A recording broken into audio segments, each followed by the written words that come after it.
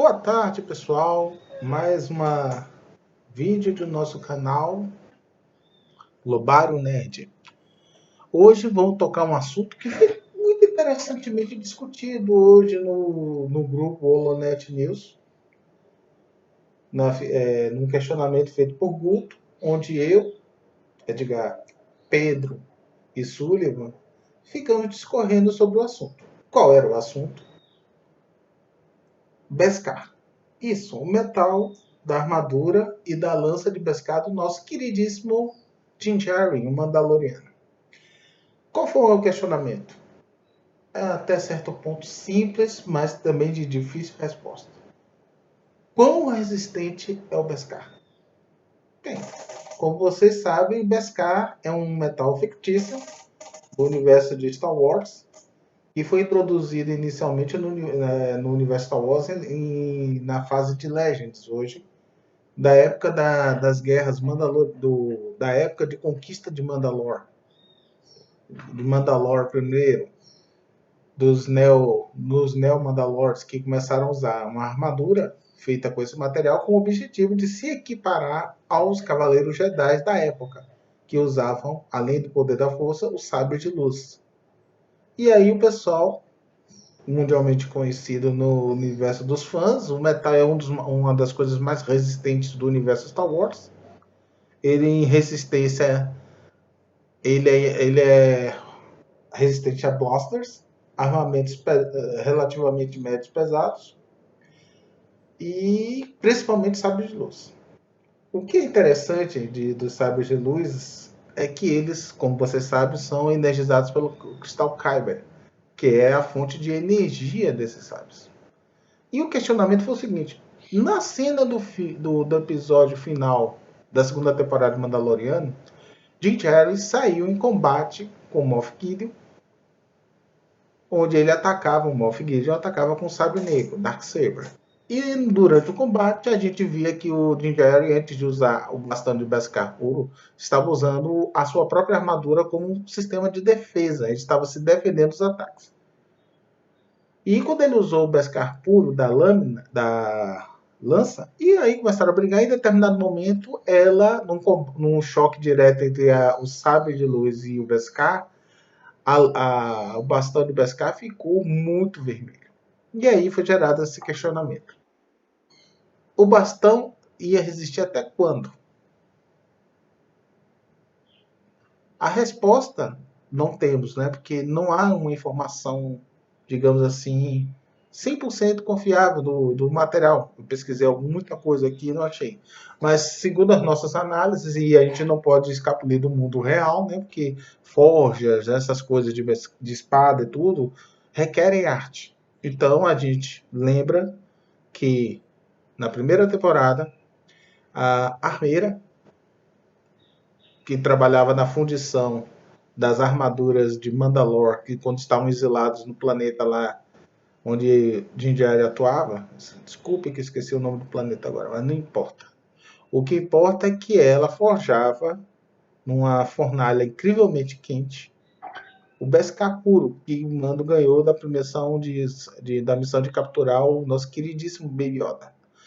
Esse metal era o puro, tão puro, que era tão raro, que foi difícil de achar durante o Purgo. O Império pegou todo o material, tanto é que ele tem um símbolo imperial lá quando ele pega. Mas a armeira, ela derreteu e criou primeiramente o elmozinho, e depois que ele cumpriu a missão total, ele ganhou a armadura novinha toda de Beskar puro. Uma armadura fantasticamente resistente a blasters e combates de sabre de luz, claro. Mas no questionamento foi perguntado, mas ela consegue derreter o metal e fazer. Não, derreter não é o problema. O problema é a resistência dele em combate. E é esse o questionamento. Um armeiro, pela gente viu, a armeira tinha essa inotável habilidade de forjar qualquer coisa com Beskar. É uma técnica que deve ser remoída. E como eles eram tradicionais, veio de muito tempo atrás. Muito tempo atrás. Da época que eles começaram a usar o Beskar mesmo. Então eu diria que essa variante dessa tribo tinha uma arte única de moldar o Beskar. Captaram? Moldar o Beskar. Para quem curte um pouco de mitologia oriental, os antigos samurais ganhavam suas katana, suas espadas, de mestres forjadores que o faziam com cada espada sendo única. Mesmo que o mestre forjador fizesse 3, nunca uma era igual à outra, porque ele sempre fazia uma coisa diferente. De acordo com o cliente, o espadachim, ou o samurai, enfim, o que foi. Então, alguns armeiros no passado se tornaram lendas por fazerem espadas simplesmente perfeitas. E eles buscavam algo chamado perfeição. O caso da nossa armeira também do Mandaloriano é exatamente isso. Ela tem técnicas de forja e de temperança do material. Então ela cria objetos virtualmente indestrutíveis. Não estou dizendo que é totalmente destrutível, mas virtualmente para as coisas que já vimos até agora. E no caso do metal, Beskar lutando com o sabre de luz, e aí eu falei do Cristal Kyber por causa disso, porque o Cristal Kyber é a fonte de energia que é usada, inclusive, na Estrela da Morte 1 e 2 para destruir planetas, né? Você sabe. E ela era um mineral gigantesco que foi levado, como foi visto no episódio de Rebels, em que o Sal Guerreiro estava tentando descobrir onde estava. Enfim. Mas, quando você usa num sabre de luz, a gente usa um quê? Um pedacinho desse tamanho. Um cristal. E esse cristal tem muita energia. Porém, não tão quente a ponto de causar o ponto de derretimento de um Beskar. No caso, o bastão Beskar. Então, na cena em que eu mando luta e uso o bastão para se esquivar de um ataque do sabre negro, o que a gente vê é que o metal não é derretido, mas ele aquece, mas não é derretido. Por quê? Primeiro, pela técnica de construção de um material que a gente não sabe quem fez. Então, é uma técnica apurada. Segundo, metal Beskar puro. Ele foi forjado em temperaturas altíssimas. Aquela forja que a gente viu que criou a armadura do Mando, ela é muito quente. Tão quente, mas tão quente, que ela derrete em segundos as ligas de Beskar e, em segundos, derrete um Stormtrooper cauto que toma porrada, cai lá dentro com a armadura dele tudo. Não dura mais do que 1 segundo ou 2 ele. Então a temperatura lá é praticamente, digamos, especulando, algo em torno de 5 a 10 mil graus num ambiente incrivelmente pequeno. Então é calor instantâneo, desintegração instantânea. E o Beskar é dissolvido apenas e montado. Então, quando você vê uma luta dessa situação e aproveitando a técnica que a moldadora, a forjadora fez, que é no caso a armeira, então naturalmente o metal pode resistir ao calor de uma lâmina de sabre de luz por causa da limitação de poder do Beskar. Para ele derreter aquele metal, ele simplesmente teria que fazer uma temperatura que derreteria o próprio usuário. Então, a temperatura do sabre de luz é limitada pelo Kyber e pelo usuário. Nós já vimos episódios e filmes em que eles usam sabre de luz para arrombar portas com blindagem de 1 metro ou 2. Mas eles não conseguem abrir esse totalmente. Eles têm limitação de tamanho. Até 1 metro eles conseguem, por causa do tamanho da lâmina, por causa da energia que a lâmina dá, por causa do Kyber. Mas para derreter maiores densidades do que essa, eles não conseguem, porque há limitação da própria fonte de força da sabre de luz. É o que acontece na luta do Mando com o nosso Moff Gideon. Há uma limitação. A limitação do Cristal Kyber e da pessoa. Um ser humano pegando um Cristal Kyber, vamos supor, 3 vezes maior do que o que é usado nos sabres normais, e lutar, o calor próximo seria tão violento que a pessoa seria cozinhada.